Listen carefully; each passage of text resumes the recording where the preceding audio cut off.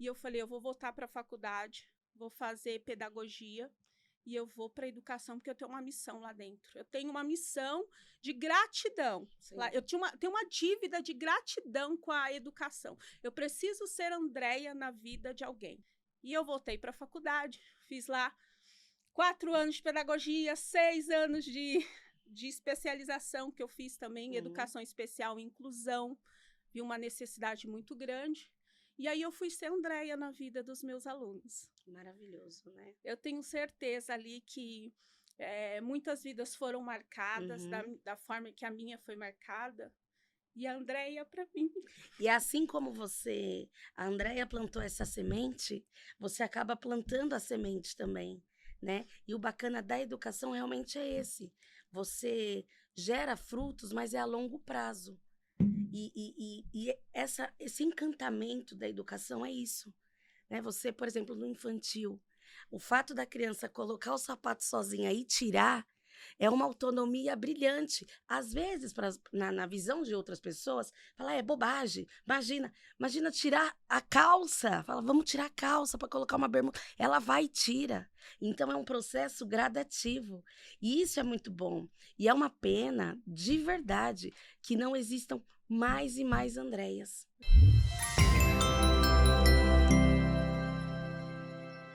Oi, professora. Meu nome é Vanessa Miranda e bem-vindas ao primeiro podcast do Professora Nota 10. Este espaço aqui é o espaço para que você, professor, tenha voz, para você vir aqui contar suas histórias de superação de como é ser professor no Brasil. Eu vou apresentar a nossa convidada para que a gente abre com chave de ouro, de glitter, de EVA, com tudo que brilha. Mas antes, se inscreva no canal Professora Nota 10 e curte esse podcast. Aqui com a gente está a professora Luciana dos Santos. Ela hoje... Fala aí, Lu. Dá um oi pro pessoal. Oi, turma. Tudo bem, galera? Bem-vindos ao canal Professora Nota 10. Meu nome é Luciana dos Santos, leciono há 12 anos e é realmente desafiador, né? Mas a gente faz por amor, né? Como diz Valon, pedagogia do amor, né? E vamos lá, Vanessa. E aí? O que tem aí hoje? Hoje a Lu, ela trabalha em 3 segmentos. Ela trabalha no ensino infantil 1, no ensino fundamental 2, como professora de português, né, Lu? Isso. E no ensino médio. Então, ela vai ter muita história aqui para contar para a gente, é muita experiência para trocar. Ela trabalha 12 anos na educação, é casada com o Ricardo, né? Obrigada, Ricardo. Saudoso Ricardo. Obrigada, Ricardo, por por ter me aguentar. emprestado a Lu aqui para nós. E ela é mãe do Vitor, um moreno, alto, lindo de 20 anos. É isso mesmo. Aí? E dá um trabalho, mas faz parte. Faz parte. E, assim, é o nosso primeiro episódio, né, professora? Você lembra, né, Lu, o primeiro dia que você entrou na sala de aula? Lembram. Primeiro dia, eu tremi igual vara verde. É o que a gente está passando aqui agora, né, Lu? Exatamente. Mas... Aqui as unhas estão caindo. O olho de vidro está quase que saltando, mas tudo bem. Vamos lá. Primeira vez que eu entrei, foi um desafio. Estava com uma colega fantástica, e ela foi me direcionando, né? Me dando um norte. E assim, aprendi muito com ela, mas, como você diz, em relação aos segmentos, como eu pego os 3 segmentos no dia, é um desafio diário. Diário, por quê? Porque você pega desde os pequenininhos da creche até os grandões que realmente não querem saber de nada. Eu sei. Né? Do ensino médio. Então, assim, você tem que ser mágico, malabarista. Você precisa fazer para aprender a atenção dessa molecada. E desde o infantil, porque, modéstia à parte, também o infantil é só pela graça, né? Lu, a gente vai conversar bastante aqui. Eu quero ouvir essas suas histórias aí. Mas antes disso, eu queria falar para você o que me trouxe até aqui. Existe uma história minha também do que me motivou a estar aqui. Então, eu queria contar um pouquinho essa história para você. Eu sou filha de Fátima e Ademar, e eles foram 2 adolescentes, que minha mãe engravidou com 17 anos, o meu pai tinha 18 na época, e o meu pai, ele tinha muito problema com vícios, tinha muito problema ali com violência, ele era um homem muito violento, e ele tinha muitos ciúmes da minha mãe. Imagina uma adolescente com 17 anos. E aí eles se casaram, E a minha mãe, ela não tinha condições psicológicas, emocionais, nem para cuidar dela, que dirá de mim. Então, ela estava tentando ali sobreviver àquela situação difícil. Então, a minha vida foi assim, fui criada por um tio, por um vô, por uma avó, por um vizinho, quem quisesse cuidar, estava lá cuidando. Sim. Eu não lembro, assim, de momentos da minha infância, assim, bem pequenininha, 2, 3 anos com a minha mãe. Ela tentando superar a situação difícil que ela já estava vivendo. Enfim, uma família desestruturada. Não tinha família, não tinha referência, não tinha modelagem e me vi perdida. E com 10 anos de idade, eu estava no 4º ano, né, na 4ª série. Sim. Naquela época, nossa, era 4ª série. Né, isso fazem 35 anos atrás. Eu tive uma professora. O nome dela era Andréia. Meninas, me ajude a achar a professora Andréia, tá? Que eu tô atrás dela. Professora, você faz parte dessa história. E essa professora Andréia, ela era bem jovem, bem novinha. Eu acho que era o 2º ou 3º ano dela que ela estava dando aula, que tinha acabado de se formar. Mas eu lembro, assim, até hoje, do cheiro dela, da postura dela, da mulher que ela era, e eu admirava essa professora de uma forma, ela era bonita, ela ia bem vestida, ela era educada, e eu nunca tive um contato com uma pessoa assim na minha realidade. Sim. E aquele ano, que foi na 4ª série, eu decidi, eu quero ser a Andréia, eu quero ser igual a Andréia. Eu quero isso para minha vida. Porque os exemplos que eu tive ali não era exemplo para mim. E aquilo me despertou de uma forma que eu falei assim, é aqui que eu quero chegar. Eu quero ser essa professora. Isso é muito bom. E aí acabou aquele ano e, enfim, a vida que segue. Aí na adolescência fui fazer magistério, né? Terminei lá o Fundamental 1 e aí entrei no magistério. Só que quando eu terminei meu magistério, a situação financeira era muito difícil. Então eu pensei, vou trabalhar aqui alguns anos para conseguir condições, dinheiro para pagar uma faculdade de pedagogia. E ali eu fiquei naquela profissão, trabalhei com vendas muitos anos, trabalhei com carro zero, vendi carro zero, fui gerente de vendas muitos anos, e aí eu fiquei ali naquela profissão por conta do retorno financeiro. Sim. Só que dentro de mim tinha uma frustração muito grande, porque eu sabia que que eu nasci para ser, que eu fui chamada para ser, né? Que eu vejo isso como um propósito, né, de vida. E era muito frustrada. E quando foi no ano de 2015, eu perdi uma pessoa muito especial para mim, o meu cunhado, o irmão do meu esposo. Ele era como um irmão para mim. Ele era meu cunhado, mas era como irmão para mim. E ali no caixão, vendo meu cunhado ali sendo velado, no caixão dele, ele tinha 36 anos, deixou 3 filhos, e nós tínhamos a mesma idade na época, ele com 36 e eu com 36. E eu olhei para ele, eu falei assim, olha, ele está indo embora com 36 anos, e se fosse eu não teria cumprido o meu propósito, eu não teria feito aquilo que eu sei que está dentro de mim e que eu preciso fazer. E ali, no outro dia, eu fui pedir demissão da empresa, trabalhava numa empresa grande na época, de carro, e eu falei, eu vou voltar para a faculdade, vou fazer pedagogia, e eu vou para a educação, porque eu tenho uma missão lá dentro. Eu tenho uma missão de gratidão. Lá, tenho uma dívida de gratidão com a educação. Eu preciso ser Andréia na vida de alguém. Né? Eu preciso ser Andréia na vida de alguém. E eu voltei para a faculdade, fiz lá 4 anos de pedagogia, 6 anos de especialização que eu fiz também, educação especial e inclusão. Vi uma necessidade muito grande. E aí eu fui ser Andréia na vida dos meus alunos. Maravilhoso, né? Eu tenho certeza ali que muitas vidas foram marcadas da forma que a minha foi marcada. E a Andréia para mim. E assim como a Andréia plantou essa semente, você acaba plantando a semente também, né? E o bacana da educação realmente é esse. Você gera frutos, mas é a longo prazo. E esse encantamento da educação é isso, né? Você, por exemplo, no infantil, o fato da criança colocar o sapato sozinha e tirar, É uma autonomia brilhante. Às vezes, na visão de outras pessoas, fala, é bobagem. Imagina tirar a calça. Fala, vamos tirar a calça para colocar uma bermuda. Ela vai e tira. Então, é um processo gradativo. E isso é muito bom. E é uma pena, de verdade, que não existam mais e mais Andréias. Verdade. Né? E quando eu penso assim, Luinha, em professora, eu penso em salva-vidas. Para mim, professoras são salva-vidas. Porque a minha vida foi salva por uma professora. Porque eu tive milhões de exemplos ruins, mas eu tive um exemplo... Para ir para lá, né? E você resolveu seguir. Um exemplo que me resgatou. Sim. Né? Então, quando eu penso em professora, eu penso em salva-vida. E é por isso que eu estou aqui hoje, levantando agora essa missão, essa bandeira. Primeiro que as professoras precisam saber o valor que elas têm. Sim. Sim. Elas estão com uma semente na mão. Sim. E aquela semente vai dar um fruto. Eu sou um fruto de um professor. Você é um fruto. Né? E ela está com uma semente. Então, ela tem um poder muito grande. O professor tem um poder muito grande. Tanto para destruir como para construir. Exatamente. Né? A gente fala que quando a gente pega um aluno, a gente tem um diamante bruto. Isso. Que a gente tem que lapidar. Sim. Mas cabe você só lapidá-lo. De uma forma positiva ou negativa. Tanto que a gente pode perceber quantas crianças, quantas pessoas, elas são travadas, elas têm traumas. Sim. Elas têm.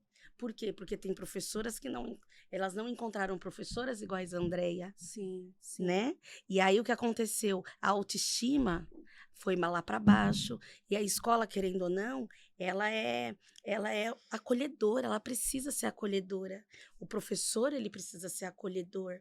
Porque às vezes em casa vai saber o que está se passando. O único vínculo de afeto dele é lá, é com você. E você age de que forma, muitas das vezes, né? E o professor, ele precisa de amparo também, ele precisa de afeto. Sim. Por exemplo, na pandemia.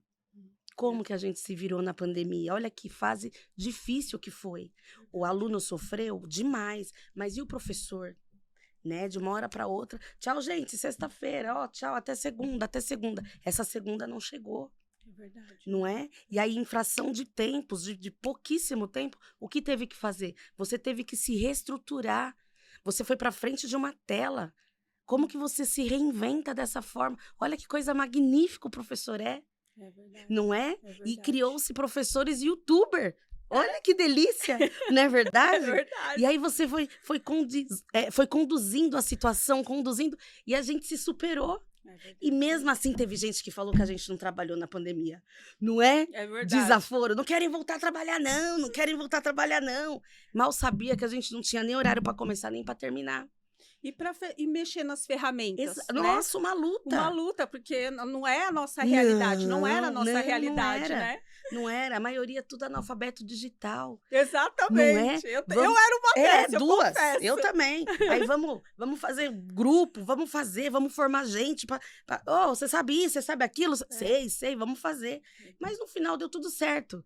E que bom, foi um aprendizado fantástico também. Tanto que a gente agora usa desses recursos tecnológicos para enfatizar, para aprimorar o ensino-aprendizagem, né? É isso mesmo, ótimo. E agora, Lu, eu queria que você contasse um pouquinho da sua rotina como professora. Minha rotina. Que hora que começa a sua rotina? Eu falo lá na escola, principalmente no noturno, que eu vou levar um colchonete, porque isso, eu vou andar com barraca. Sim, a minha rotina começa às 7 horas, mesmo, eu estou 7 horas na primeira escola, e aí eu vou para uma, depois eu vou para outra, entro meio-dia, depois eu saio às 18, entro na outra às 19, vou até às 22h45. Então, assim, mas... Por que você faz? Porque eu gosto. Luciana, você pode diferenciar desde o infantil até... Sim. Você consegue escolher? Não. Porque eu gosto. Dos 3, é uma loucura, principalmente agora que é término de bimestre, né? Tanto do fundamental como do médio. Término do bimestre, nota, fechamento. É uma loucura. A turma lá em casa sabe. sabe que, não, ixi, agora é o momento de término de bimestre.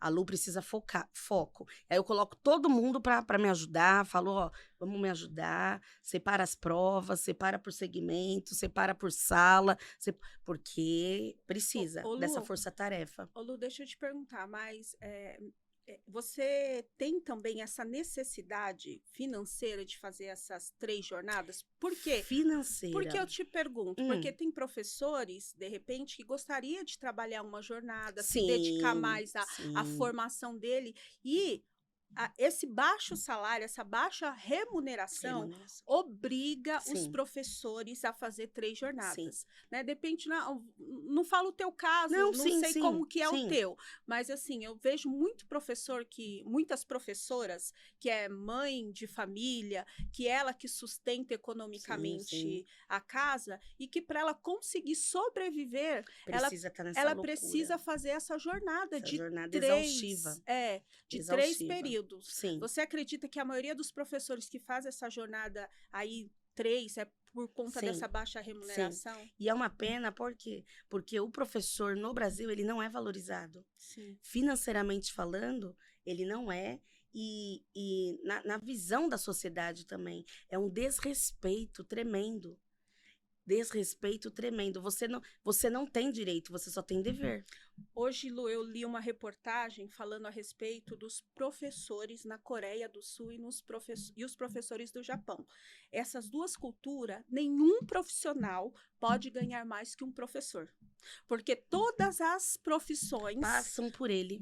Passam por ele. Passam por ele, é verdade. Então, lá é uma cultura, e você vê, é um país tão pequeno, o Japão, e ele é tão evoluído. Por quê? Porque eles entenderam que tudo começa educação, na valorização do professor. Porque o professor, ele é o agente transformador. Sim, é ele que vai levar essa formação, essa educação para o indivíduo ali, para contribuir para a sociedade, para trazer algo para a sociedade. Sim. E é essa a nossa responsabilidade. Exato. Como um professor hoje ganha o que ganha no Brasil. Porque, assim, eu vejo que profissionalmente falando, mesmo a gente romantiza muito, sim, principalmente lá na faculdade, né, de pedagogia, ser professora, que nem o meu sonho era fazer parte de um conselho de classe, não tem conselho? Não tem. Né? Aí eu falava, nossa, o que será que os professores falam no conselho? Quando eu participei do meu primeiro conselho, eu fiquei, que loucura. Nossa! Aí eu falei para os professores, meu sonho era fazer um conselho. E, você acredita? Nossa. Então, a gente romantiza muito a profissão. Claro, mas como profissional, o primeiro reconhecimento que nós esperamos é o reconhecimento financeiro, é a remuneração. Claro, com certeza. Não é isso? Que é a nossa profissão? E assim, que vergonha, Lu. É vergonhoso. Que vergonha o salário de um professor no Brasil. No Brasil é vergonhoso. E fora que existem muito desvio, né? Sim. Muito desvio de verba designado para esse setor. E é uma pena. Uma pena, porque tem que se fazer mais investimentos. Precisa fazer curso de aperfeiçoamento, curso de capacitação, melhores condições em relação a salários, condições de trabalho, ferramentas. Você precisa, porque é muito fácil você só cobrar. É verdade. Muito fácil você cobrar. Você quer um retorno, mas cadê o meu material para trabalhar? Eu preciso de material, eu preciso de suporte. Mas muitas das vezes não tem. Mas eu tenho a cobrança. Eu tenho a cobrança. Aí é onde entra o quê? O assistencialismo. Né? Porque a maioria da população acha que é dever da escola fazer tudo isso. Tudo isso. Tudo. Você abraçar. Sim, você tem que abraçar. Mas é até a página 2. Na página 3 não dá. Algumas coisas fogem da nossa alçada. Foge. Não, é inevitável. Não adianta. E muitas pessoas, principalmente muitas prefeituras, elas não entendem isso. Não entendem. E é uma pena. É uma pena. O professor, muitas das vezes, é visto como babá. Isso. Não é? Você foi do infantil também, sim, né? Sim. Então, a mãe olha pra você e fala, se você vai fazer uma reclamação, ela tem a pachorra de olhar pra você e falar, você paga pra isso. Oi? Mãe, chutou minha canela, mordeu minha canela, tô aqui, ó, com as canelas toda roxa. Ela fala, ei, você paga pra isso. Meu E você tem que Deus. ouvir. Ô, Lu, e elas exigem muitas vezes o que elas não fazem em Exato. casa do professor como mãe. Como mãe. Mas ela não faz em Não, casa. mas você tem que Mas fazer. eu tenho que fazer. Sim. Mãe, ó, é feriado. Feriado, né? Feriado prolongado. Nossa, eu vou ter que ficar com ele de novo. Mãe, é seu filho. Mãe, é seu filho. Ele é meu aluno. Ele é seu filho para sempre. Ele é meu aluno só durante 1 ano. E é difícil a família entender muitas das vezes, viu? Lu. É difícil. Aí a gente vê também que é uma desconstrução da sociedade mesmo, né? Porque o certo, o errado acaba sendo certo. Exatamente. E aí você vê também que o povo, por exemplo, dá valor, muito valor ali a coisas absurdas na internet, né? Sim. Cada coisa que aparece naquela internet. Perigosa. Isso. E aí o povo tá lá, tá curtindo, tá acompanhando, né? E aí esse tipo de coisa que a gente fala de valores, né? Precisa ser mudado os valores. Você consegue muito bem acompanhar pela internet algumas coisas, mas você não acompanha a vida escolar do seu filho. Os pais, a família tem que entender que quando você passa para o Fundamental 2, ele continua sendo seu filho e ele continua sendo aluno. Então, ele precisa de suporte de casa. De casa, exatamente. E aí, quando ele vai para o médio, o negócio só piora. Aí já não tem mais... Só piora. Reunião de pais, não tem. É difícil demais. É isso que eu queria falar com você agora também, a questão do ensino fundamental. Fundamental. É a base do ser humano, é a fundação ali, né? A estrutura. O alicerce. É o alicerce do ser humano ali, é o ensino fundamental. E é no ensino fundamental onde a gente tem menos valorização. Os professores de ensino fundamental 1 são os menos valorizados. A gente tem muitos desafios ali, tá? Educação infantil, tem uma pesquisa de um economista, tá? Ele não é da área da educação, é um economista. Ele fez um estudo tão fantástico de países que investiram na educação infantil. E aí ele fez um gráfico depois do que isso traria de retorno para a sociedade a longo prazo, alguns anos. Os países que mais investiram em educação infantil foram os que mais tiveram retornos para a sociedade em todos os setores, tecnológicos, financeiro, porque ali a educação infantil é onde está formando o caráter ali. É a base. É a parte mais importante que a gente tem que prestar atenção, né? Ali na formação do ser. E o que o pai e a mãe faz? Lá, quando tiver maior, a gente resolve. O menino não entende, ainda quando tiver grande eu corrijo, quando tiver grande eu educo. E assim, pai e mãe, quando ele tiver grande, vai ser tarde demais. Porque com 6 anos de idade, ele já tá com o caráter formado, não é isso, Lu? É isso mesmo. E é muito triste porque, voltando ao infantil, muitos pais, eles não aceitam as deficiências dos seus filhos. Eles não aceitam. E daí vai protelando, vai procrastinando a situação. E vai levando com a barriga, levando com a barriga. E a professora, muitas das vezes, ela dá um norte. Ela não pode dar um diagnóstico. Nós, professores, não podemos. No entanto, a gente chama a família, fala, pai, mãe, olha, tá fazendo isso, tá com sintomas, tá com sinais, é uma hipótese. E aí leva pro lado pessoal. Muitas das vezes muda até de escola. Não, vou mudar de escola porque não sabe de nada. Só que daí vai procrastinando a situação, vai levando, chega uma hora que ele para pensar, quando tá lá na frente, ele para pensar e fala, poxa vida, por que eu não ouvi lá atrás, quando ele tinha 2, 3, agora ele tem 14, 15? E aí? Ô Lu, deixa eu te contar um episódio que aconteceu comigo numa escola. Aí eu vejo também que falta acolhimento para os pais.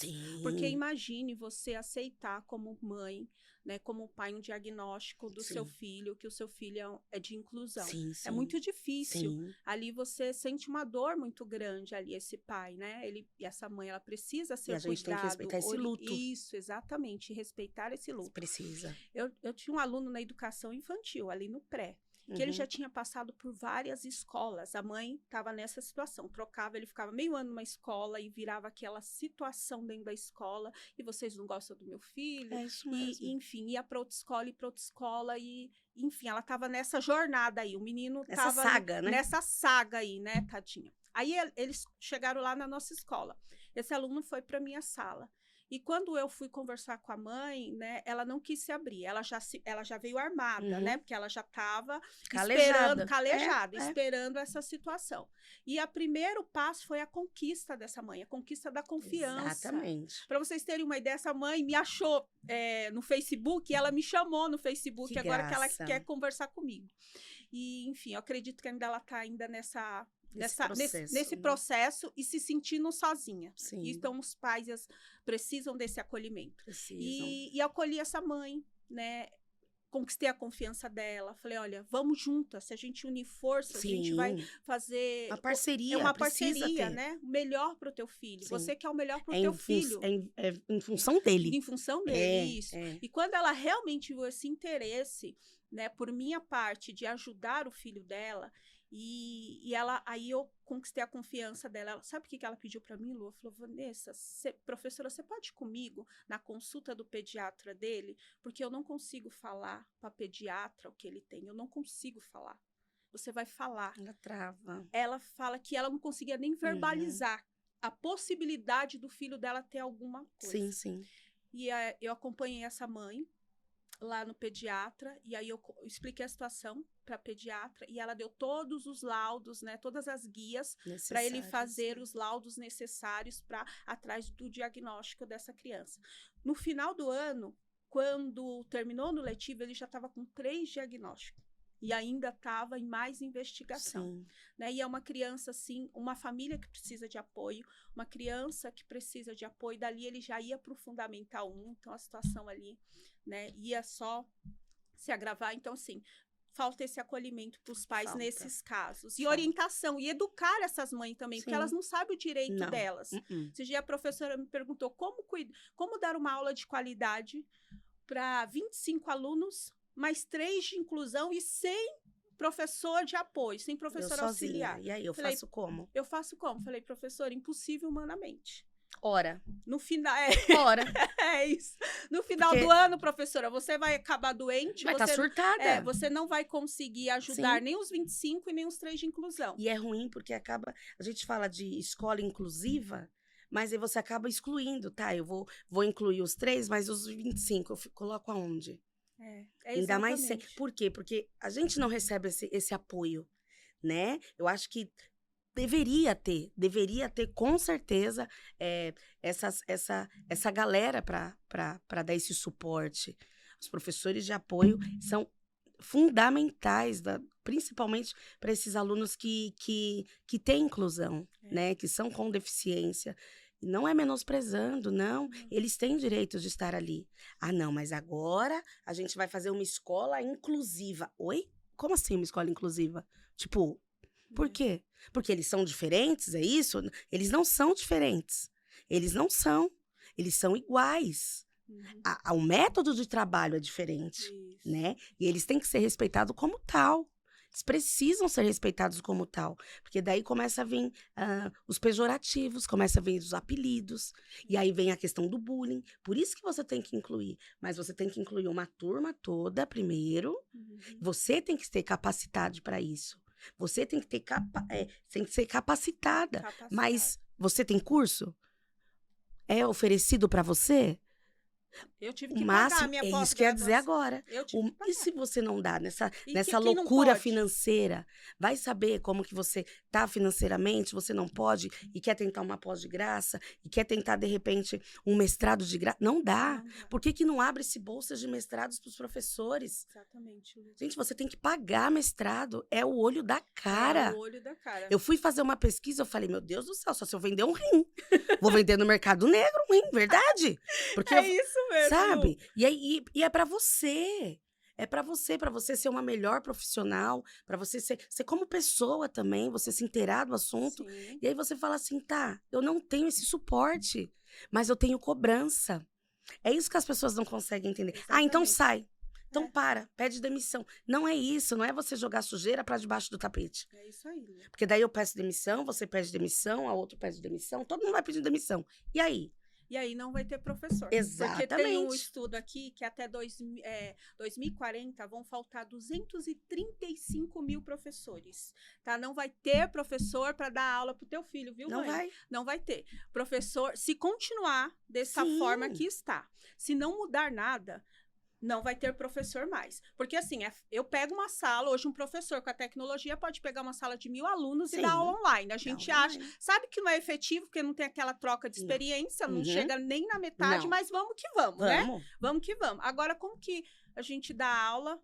Alguém tem uma solução aí viável? Como que dá aula para criança de ensino fundamental, de educação infantil online? Fala para mim. Tira o sapato. Vamos, Joãozinho, tira o sapato. A hora de Como? Nossa, você viu como que foi aquela loucura lá na pandemia, né? Foi. Nós voltamos aí com as crianças aí, eu peguei um segundo ano depois da pandemia. Eu tinha 3 alunos alfabetizados, né, depois da pandemia, porque o restante não tinha internet de qualidade em casa, não tinha aparelhos, né? Ali um celular, um notebook para acompanhar as aulas. Muitos não tinham nem. A mãe falava, vai pra rua, filho, vai brincar, porque uma coisa que eu acho muito louca é, considerando a pandemia, falava assim, estamos todos no mesmo barco. Não, é mentira. Não estamos. Não estamos. Porque às vezes eu tô num iate e você tá, entendeu? Você tá numa canoa. Tá numa canoa, exatamente. Então, assim, não estamos no mesmo barco. Às vezes o único lugar de comer é na escola. Exatamente. Às vezes é uma casa, uma família de alta vulnerabilidade que tem 12 pessoas em um barraco com banheiro para fora. Ô, Lu, né, então é difícil. Você tocou num ponto aí que me fez lembrar que na pandemia eu fiquei dentro de casa, no conforto da minha casa, não me faltava nada.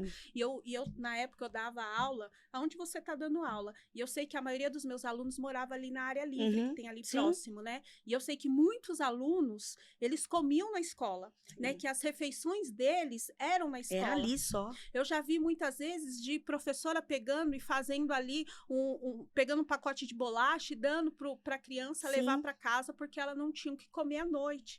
E ali aquilo me deu um desespero em casa. Me deu um porque desespero. Você se sente incapaz. Aí deixa eu te falar o que eu fiz. Eu moro num condomínio e aí eu peguei o grupo do condomínio e falei assim, olha, eu sou professora, eu dou aula para os meus alunos e eu sei que eles são dessa região de muita necessidade e vamos se juntar aqui, vamos fazer algo por essas crianças. E aí começou a pedir alimentos, começou a chegar alimento.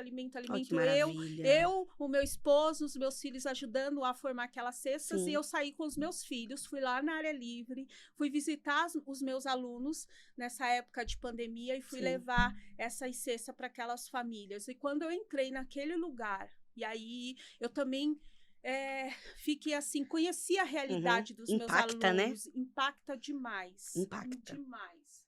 E ali revi algumas mães, pude rever alguns alunos ali eu não consegui ficar ali dentro de casa com esse sentimento que você falou, olha, tem tudo aqui, estou no conforto da minha casa e eu sei que os meus alunos estão lá. Né? Tão frágeis, né? Exatamente, tão frágeis. Precisando realmente de uma mão, de alguém para estender. Exatamente. Eu tive um episódio de um aluno que eram 12 filhos. Nossa. 12 filhos. E nós fomos levar uma cesta. Conversei com o professor, ele falou, Luciana, se tiver lá, tal, fala, vamos levar. Eu vou te falar, ele estava na primeira série do ensino médio. Ele só sabia escrever o nome dele. Nossa. Aí, conseguimos, né, com uma outra professora, uma parceria fantástica de uma profissional de psico. E ela descobriu, fazendo toda uma investigação fenomenal, que era déficit alimentar. Então, assim, ele vinha já ao longo de uma vida passando deficiência alimentar. Aí, quando ela falou isso pra mim, sabe quando o seu mundo faz bu? Eu falei, mentira. Ela falou, é verdade, Luciana. Isso afetou de forma direta. E afetou todos os filhos. Nossa, Lu. Tanto é que aí ela falou, a gente vai entrar com pedido de aposentadoria e tal, para ele ser pelo menos um adulto funcional, né? De conseguir pegar um ônibus, de conseguir devolver um troco. Mas não estava obtendo sucesso. Não estava, por causa desse déficit alimentar. Olha que judiação, olha que judiação. Meu Deus. Aí, quando nós fomos levar para ele, me comove muito, porque existem tantos outros nessa situação, Sim. né? Igual os seus alunos que você levou à cesta, você levou para um determinado grupo, mas quantos e quantos alunos ali de outros professores estavam passando pela mesma situação, né? Então, quando a gente fala em relação à pandemia, fala, estamos todos no mesmo barco? Não, mentira. Mentira. Não estamos no mesmo barco, né? Porque você está no conforto e eu vai saber onde que o outro aluno está. Se o único lugar de alimentação dele, infelizmente, é lá. E mesmo assim tem gente que desvia a verba. Sim, de merenda. De merenda. Meu De merenda. Olha que coisa louca, Vanessa. De merenda. Tudo bem, não, é de transporte da escola. Tal. Não, mas de merenda. Como você desvia? Às vezes, a única alimentação da criança do dia é lá. E ele é obrigado a comer uma merenda seca, uma bolacha e um suco. Porque teve desvio da verba. É isso. E os caras ainda querem justificar o desvio. Mas Brasil. É Brasil, Vamos lá. Na educação do Brasil. É, Brasil. Ô, Lu, fala pra mim, assim, qual que foi o presente mais inusitado que você ganhou de um aluno? Ganhei um gato. Como assim, mulher? Um gato? Um gato. Eis que estava eu na escola, toda feliz, final de ano. Gente, todo mundo lá. E aí as meninas dando bombom e dando chocolate. Me ganhei uma blusinha, tal, não sei o quê, brinco. Aí veio com uma caixinha. Gente, que delícia de aluna. Veio com uma caixinha toda faceira, sabe? Aí eu falei assim, o que é isso, fulana? Aí ela falou assim, papô. Falei, papô o quê? Papô. Falei, papô o quê? Era pré. E aí eu falei, papô o quê? Daí quando... O gato quase morto dentro da caixa. Pequenininho. E assim, desfalecido quase. Eu falei, meu Deus, vamos dar água, vamos dar leite, dar alguma coisa pra esse gato. E eu nunca esqueço daquele dia. Aí cheguei na diretora e falei, aqui que eu sou obrigada a passar, Brasil. Um gato é de pelúcia? Eu falei, não, é de verdade. Falei, gente, mais um pouco o gato morria. Ia só sentir o cheiro do gato. E se eu não abro a caixa? Deixa pra brincar. Exatamente, Ia abro ver um em gato casa. duro. Ia tá, ó, estatelado. Não é fácil não, gente. A vida de professor... Ó, não é fácil. Você pensa? Eu tinha um aluninho no pré também, 5 aninhos. E ele tinha um vô que tinha uma chácara. Então, todo final de semana ele ia pra chácara. Menina, toda segunda-feira ele vinha com aquela mochila. Acho que ele pegava, ia na chácara, levava a mochilinha dele enfiando tudo lá. Vinha mandioca, vinha abacate, tudo que ele conseguia. Era feira, né? Ia feira. Aquele ano lá não precisei fazer feira em casa, porque toda segunda-feira ele vinha com a mochilinha pesada. Mas você vê a inocência, né? É forma realmente de carinho. De carinho. E ainda chegavam os outros aluninhos mais espertinhos, mais maliciosos, falou, mas abacate é presente pra professora? Mandioca? Falei, não, é um presente. Eu amo mandioca. Adoro, nossa. Adoro mandioca, né? E eles ficam todo, né? Todo feliz. A Pro recebeu o presente. Dele era trazer o presente pra mim. É muito, muito gostoso, né? Nossa, muito gratificante. Esse retorno, né, com eles é muito gostoso. Ô, Lu, eu tenho um presente pra você, falando de presente. Mentira! Eu tenho um livro. Sabe quem escreveu esse livro aqui, ó? Foi a Júlia Miranda, a minha filha. Sério? Sério. E eu vou falar pra você como que esse livro saiu. Ela escreveu, ela tinha 14 anos de idade. Com 12 anos de idade, numa aula de ciência, o professor inspirou tanto ela... Uma Andréia. É isso! Tá vendo? Inspirou tanto ela que ela falou assim, eu sei o que eu quero ser escritora. Que delícia. E ali ela começou, e ela escreve sobre... essa parte científica. Ah, tá.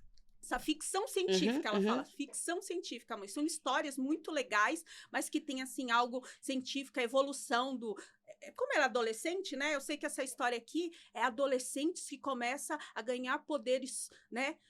Sobrenaturais, vamos dizer assim, poder, vão evoluindo e acaba ganhando poderes, assim, além do que eles podem, tipo uma visão mais aguçada, uma audição mais aguçada. Igual X-Men, por exemplo. Isso.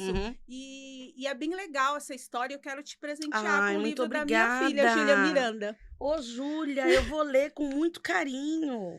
E a Júlia agora, ela já está escrevendo uma trilogia, tá? E a gente agora está procurando aí uma uma editora para lançar essa trilogia dela, mas esse livro aí ela escreveu com 14 para 15 anos, nós lançamos ele o ano passado. Nossa, que maravilha. Que Legal, bela né? iniciativa. Qualquer dia eu vou trazer ela aqui, né? Não, sim. Tá vendo, gente? Se inspire na Júlia. Olha só, com 14 anos escreveu um livro. Agora você, meu querido, às vezes com 14 anos, você não consegue colocar nem a primeira linha do cabeçalho. Facilita, ajuda pro. Olha que coisa mais linda. Aí, agora a onda, né, é ir pra internet, que nem que Não, é você ser falou. youtuber. É ser youtuber, Aí né? você fala, escreve youtuber aí. Não sabe escrever, mas quero ser youtuber. E eu quero ser MC. Escreve MC. Como que escreve, filho? Não sei, mas eu quero ser. Mas como? É isso. Porque não estuda. Acha que é só chegar, ligar um celular. Teve uma situação, essa semana aí, que uma professora, muito gente boa, ela falou assim, vou dar uma prova de matemática. Falei, sério? Você me perdoa, tá? De estar citando a sua história, mas é fantástica. Aí ela falou assim, eu falei, sério? Você vai? Não, vou. Voltou revoltada. Revoltada. Providenciou calculadora, uma coisa linda. E deu pros alunos e falou, vamos fazer, turma, não sei o quê. Tá bom. A gente não tá conseguindo fazer. Mas por quê? Se a gente fez aqui no caderno já, não sei o quê.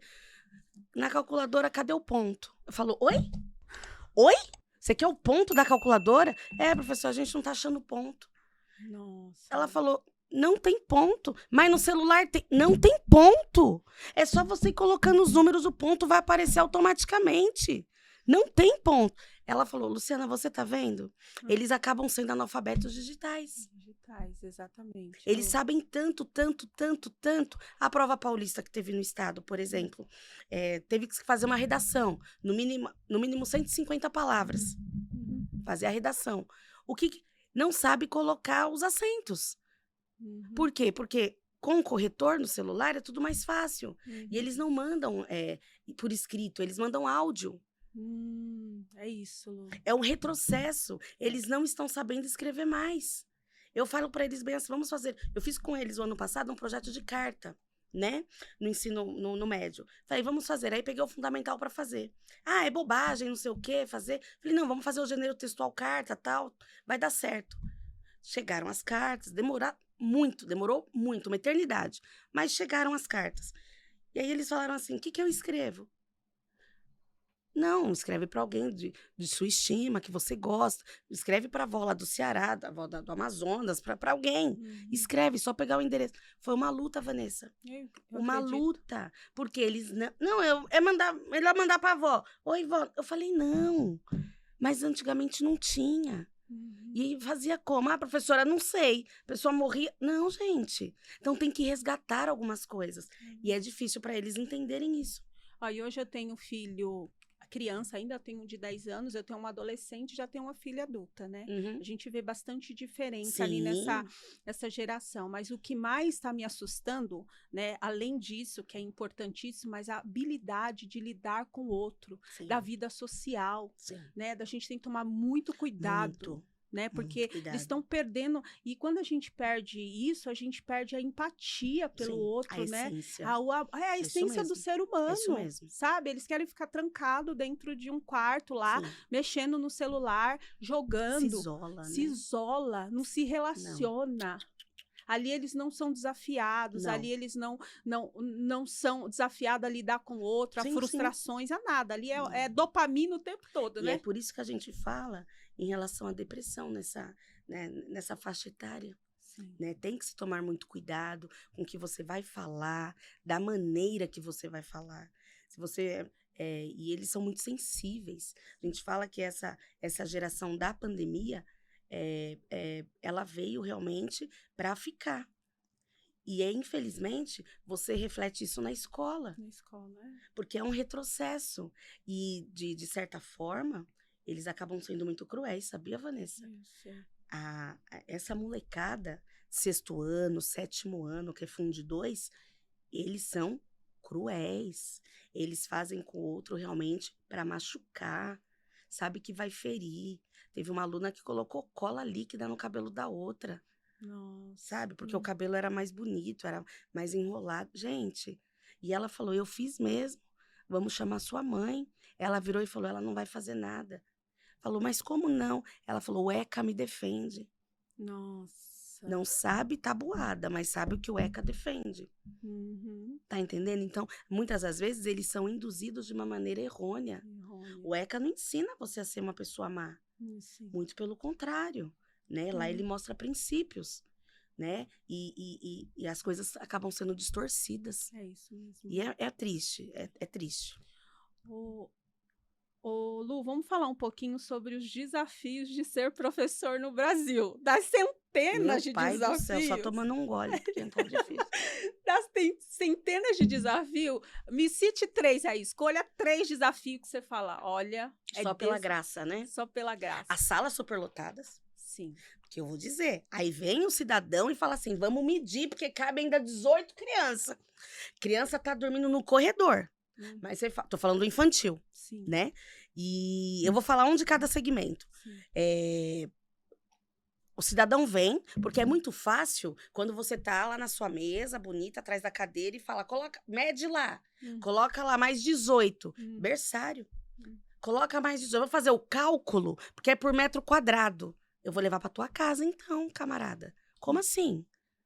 Eu tenho 20 bebês já. 20 berço. Não, mas aí cabe 18. Aonde? Então as professoras saem para os bebês entrar. É isso. Né? Eles vão ser autodidata. Então, assim, as salas superlotadas. E com relação à superlotação, tanto é do infantil, como do fundamental, como do médio. Sim. Você vê no ensino médio salas com 48 pessoas. Nesses dias de calor, gente, estava insuportavelmente insuportável. E os ventiladores, funciona? Claro que não, senhor. Para que funcionar? Faz manutenção? Claro que não. Para quê? Não precisa. Ô, Lu, aí isso é reflexo já da falta de professor. Exatamente. Né? Porque daí superlota, e daí o professor em questão, ele começa a ficar sobrecarregado, aquele monte, ele quer tentar dar conta, quer ser super-homem e mulher maravilha, não dá, adoece. Se frustra, adoece, e o que acontece? Se afasta. Sim. E aí aquele aluno que tinha só 3 aulas no dia, ele acaba tendo só uma. É isso. E aí, o que faz? Aula vaga! Meu amigo, claro que não. Você vai ver isso a longo prazo depois. O quão foi difícil. No médio, por exemplo, agora tem os itinerários no ensino médio, né? E tem as disciplinas e tudo. Mas assim, eles reduziram drasticamente aulas de português. Drasticamente aulas de matemática. Aí, química, doce ilusão. Difícil aula de química. 3ª série do médio não tem química. Não tem. Mas tem o quê? Mas tem aula de cosmético. Nossa. Tem. Pra quê? Pra quê? Porque como que eu vou disputar? Como que o cara da periferia vai disputar tete a tete com o cara da elite na hora do Enem? Vai ter lá a aula de a matéria de cosmético? Como que vai fazer uma FUVEST da vida? É isso. Como que vai fazer? Acaba sendo uma coisa desigual. O parâmetro. Totalmente. E aí o que vai acontecer? Sempre vai ter essa inversão. Sempre o que tá lá em cima vai continuar e esse daqui de baixo vai continuar. Sim. Não dá. Não dá. Aí a superlotação das salas, lógico. O baixo salário, né? Porque a gente fica nessa rotina exaustiva. Sim. E cansa. Haja Rivotril até na jugular, porque não dá. Não dá. Não. Chega uma hora que você fala, meu Deus do céu, tá? O mais a gente fala bem assim, que o mais bobo arranca a calça sem tirar... arranca a cueca sem tirar a calça. Porque você fala, você às vezes tá assim e o aluno já tá... Professora, senta. Tá tudo bem. Você tá trocando tudo. Esses dias eu tava cantando lá no médio, a linda rosa juvenil. O aluno falou, tá tudo bem, professor? Eu falei, não tô medicada. Então, assim, você precisa, mês de outubro praticamente, nessa adrenalina, você tá nessa pegada desde fevereiro. Sim. Né? Sim. E assim, e o que falta muito é investimento mesmo. Sim, Lu. É investimento, você investir na formação de bons profissionais, porque você só quer cobrar. Recurso tem, você sabe, claro né? que tem. E vai pra onde? Não vai pra mim, vai pra você? Não, pra então mim pronto. não vai. Nunca chegou pra mim. Pra mim também. E eu acho que pra vocês também, né, professora? Mas nem de fumaça, nem de fumaça. Pra você já chegou? Porque pra mim, não. Nós somos um dos países que mais recebe recurso e investimento pra educação. Você sabia disso? E é vergonhoso. Aí você pega o ranking, é vergonhoso. É triste. E você vê que tem excelentes profissionais, você sabe, você conhece excelentes profissionais e excelentes professores que já passaram pelas nossas vidas, Isso. sabe? Mas assim, eles vão minando. Por quê? Graças a Deus que esses professores conseguiram aposentar, porque a gente não vai aposentar mais, só com 198 anos agora, É isso. entendeu? E assim, mas você consegue trabalhar. Mesmo se você tiver, por exemplo, de bengala, de andador, você tem que trabalhar. Tem que trabalhar. Por quê? Até porque se você vier aposentar, imagina o caos, olha o tanto de desconto que tem. É isso. Não é verdade? E aí ela acaba adoecendo. Aí, Lu, pra chegar... Você viu aí na internet? Tá aí passando por todos os canais aí, as redes sociais de um vereador lá da Paraíba que falou que professor não trabalha, Claro que Lu! não, senhores. Fala pra mim um pouquinho, Lu. Olha, senhores, tá certo. Trabalha. Porque só dá aula, vai trabalhar, dá aula? Claro que não. Acaba sendo revoltante quando a gente se depara com esse tipo de comentário, né? Que professor não trabalha, tem 2 férias no ano, reclama de barriga cheia, onde já se viu. Tá tudo bem, mas é a visão da população com relação a isso. Aí ela já tem uma visão distorcida, e aí o que faz? Pega uma pessoa completamente sem noção, sem juízo, sem credibilidade, não é de confiança. Não é. Tô falando pro senhor vereador. Vigia na terra. Por quê? Porque antes de você sentar aí na tribuna, falar, arrotar os ventos que professor não trabalha, um professor te alfabetizou. Certo? Então ele foi incapaz, então ele falhou na missão. Porque alfabetizou de maneira errônea. Para falar tanta asneira, professor, eu tenho certeza que o professor que alfabetizou esse vereador, ele tá se retorcendo agora de vergonha por ouvir um negócio desse. Onde já se viu? Uma classe hipersensível e desvalorizada, ouvir de um membro da Assembleia um negócio desse? Faça-me o favor. Vergonhoso. Já aconteceu com você, Lu, de um aluninho da educação infantil perguntar, professora, do que você trabalha? Do que você trabalha? É porque eles acham Sim, ali, né, que a gente tá lá, porque, né, não sei, que passa, mas são crianças pequenininhos, né? Claro. Agora ouvi isso de um velho barbado, marmanjo. Uma asneira dessa, Ô, Lu, revolta. eu queria que você desse uma nota. Claro, a gente vai dar uma nota vereador. Ótima para ele, né? Vamos ver se ele vai ser aprovado. Vai ser aprovado na faculdade da vida. Olha, vai ser aprovado na faculdade. Para de falar asneira, senhor vereador. Volte para um banco de sala de aula, vai estudar, vai ler, vai se aprimorar para falar as coisas com propriedade. E outra, ó aqui, ó, a menina de 14 anos, ó o livro. Tenho certeza que jamais ela falará essa asneira que o senhor tá... Jamais vai passar na cabeça dessa menina, dessa jovem que escreveu esse livro belíssimo. Essa asneira que o senhor tá falando, me poupe. É isso, é isso. Respeite. A gente já tá indo pro final. Ai, que pena. Tô com a goela seca aqui, meu Deus do céu. Eu falo igual o homem da cobra. Professor, né? Mal de professor, né? Sabe que eu queria que você fizesse um convite para as outras professoras, porque aqui é um espaço para vocês, tá, professoras? Aqui é um espaço para vocês, principalmente as professoras de ensino fundamental 1, tá? Que o fundamental, tudo começa ali no fundamental, né? Sim. Ensino fundamental, é a base do ser humano. Então, eu, assim, queria que você fizesse um convite, falasse um pouquinho qual foi a sua experiência e chamasse essas professoras, que esse espaço aqui é para elas. Para as professoras nota 10.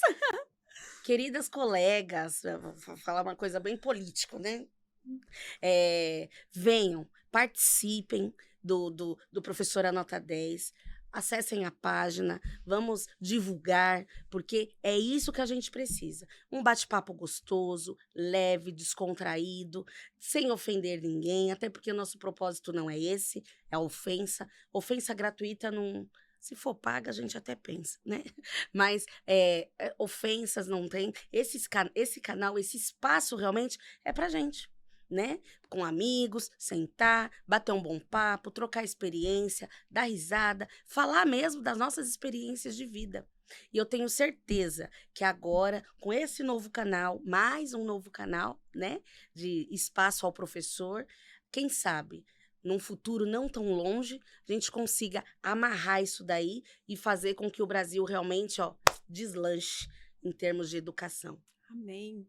Ô, Lu, e eu fiz uma pesquisa a respeito disso, não existe canais assim, eu achei só 2 canais que são de professores universitários, inclusive, então é um papo bem diferente em outra linguagem, outra pegada. outra realidade, professores, né, de faculdades, então não existe. Então, esse Olha aqui que é maravilha. Nosso Primeiro canal. Isso, para professor, hein? Professor, Então, professor nota 10, daqui a pouco muda para nota 1000. Isso. Calma, gradativo. Isso mesmo, Lu. Então venham, né? Unir forças. Eu tenho falado ali nas minhas redes sociais que o mestre dos mestres disse um dia uma palavra que, assim, tocou demais e ele vai ser o meu lema, minha bandeira aqui para vocês, que um reino dividido não prospera. Então, a primeira coisa que tem que ter é unidade, é a união. Isso, Lu, me chocou muito quando eu cheguei na educação, porque como eu falei para você, eu vim do comércio. Sim. Então, lá, a disputa no comércio, ela é natural, porque a gente ganha por comissão, então depende, né, dos meus resultados para que o meu salário venha diferenciado. Então, tem uma disputa. Quando eu cheguei na educação, a coisa que eu mais odiava aí na questão de vendas era essa disputa, né? Quando eu cheguei na educação, eu falei, glória a Deus, acabou isso. Quando eu cheguei lá, eu vi um ambiente muito de divisão, muito de disputa. E assim, a gente tem que sempre buscar o melhor, sempre querer o melhor pelo nosso aluno, para a gente pegar e deitar a nossa cabeça no travesseiro, tranquila, sabendo que a gente entregou o nosso melhor, mas não para ser melhor do que a outra professora, porque a gente está tudo no mesmo barco. E não pode ser uma disputa de ego. Exatamente. Porque, Lu, que infelizmente a gente vê muito isso. Disputa de ego. Ô, Lu, a gente tá tudo no mesmo barco. Sim, tá? Nessa questão Sim, se a gente sair, a gente vai sair juntas vitoriosas. Se afundar, vai afundar todo mundo junto. Todo mundo. Então não tem lógica, não. Né? Eu acho que é o primeiro passo. É esse. Eu também contei ali nas minhas redes sociais que há 45, 50 anos atrás, um médico que é amigo meu contou para mim que esse mesmo olhar, né, de desvalorização que hoje tem para o professor, tinha para o médico. Né? Só que eles se posicionaram de uma forma onde fizeram entender que sim, saúde, a pessoa não é nada, e que aquele profissional precisava de um investimento sério e ser respeitado. Exato. E hoje o médico, ele é um deus, né, aqui no Brasil. Não pode se questionar, né, um diagnóstico de um médico, um laudo. Não, é inquestionável. Você entra lá mudo e sai calado. Você não tem direito de questionar. E o professor tinha essa visão antigamente e se perdeu isso. Se perdeu essa autoridade, porque é uma autoridade. São anos de estudo, anos, né, ali de dedicação. E tão importante com a saúde é a educação. Elas caminham lado a lado. Né? Precisa. Por quê? Porque para esse médico ser formado, ele passou pelas mãos de um professor. Né? Por mais que fale, ele passou. Eu vi uma vez um slogan assim: todas as profissões passam pela sua mão, professor. E é verdade. O professor, ele forma todas as profissões. E é verdade. E eu postei agora assim, ó, uma frase, que lá na OB tá escrito lá que sem advogado não há justiça. E aí a frase completa assim, e sem professor não tem nada, nem advogado. Não tem nada. Nem advogado dá para fazer sem professor. Então, por isso que todos têm que ter a sua devida valorização. Né? Não é só porque você é médico, você é engenheiro, você é policial, não, todos precisamos ter a nossa valorização. E para entender, colocar isso na cabeça de uma sociedade que é extremamente, não tem olhar de lince, né? Olhar de águia, e ele só vai entender o quão é valorizado, o quão precisa. Você pode pegar dados aí que por mais que a gente fale, por mais que a gente vê, você fala, por que não caminha para isso? Sendo que tem possibilidade. E tem profissionais ótimos para isso. Sim. Mas se perde, por que se perde tanta coisa? Porque não é valorizado. Porque não tem o porquê eu investir na educação. Mas a longo prazo você vai ver. Olha lá na Coreia e no Japão, é a longo prazo. Olha no infantil, quando você fala para a criança colocar o tênis, ela coloca e tira. Lá no ensino médio, você vai ver o fruto que você plantou ali. A sementinha, né? Igual a Andréia. Sim. né? E ela deve estar super... Andréia, aparece, por favor, na vida dessa professora Vanessa, dê sinal de vida. Aí você vem pra cá pra gente contar a sua história, minha querida, viu? Já não te conheço, mas já sou apaixonada por ti, tá bom? Já virei sua fã. Já virei sua fã, sou sua fã, ó, best friend. Professoras, venham então, nos ajude, né? Vamos unir forças. Eu quero te agradecer, Lu, né? Por estar comigo aqui. É difícil, né? A gente não tem essa habilidade com câmera. Depois vai ficando melhor. Depois a gente vai pegando... Vai ficando menos pior, menos pior. É que nem aquela situação, né? O primeiro dia de aula, né? Quando você entrou a primeira vez na sala de aula, era uma professora. Hoje você já é outra. Não, hoje você já domina já ali, domina. ó. Hoje você já domina. Sim. Então, vamos chegar lá, né? Sim, devagarinho. Foi uma sementinha que plantou. Mas a Lu foi a corajosa que aceitou esse desafio, que veio aqui me ajudar. Muito obrigada. Estou muito agradecida. Muito obrigada. E que isso dê muito frutos, né? Para nós, os professores, porque eles merecem. Nós merecemos, né, Com Lu? certeza. Obrigada pelo convite, Vanessa. Jamais recusaria vindo de uma pessoa tão linda como você, tão corajosa como você. E parabéns por essa iniciativa. E daqui a pouco vai aumentar os números de inscritos. E aí a gente vai fazer uma festa. Vamos postar tudo. Isso. O professor tem que ter voz. Professor tem que ter voz. Com glitter, EVA, com lag, com tudo. Chega desse povo ir lá falando uma realidade que não é a realidade do professor lá na internet. Exatamente. A gente precisa ter voz e mostrar realmente a realidade. É verdade. Porque isso não é verdade, porque esse vereador falou. Não. Nós sabemos qual Deixa, que é a nota para ele, nota para ele. Reprovado. Reprovou.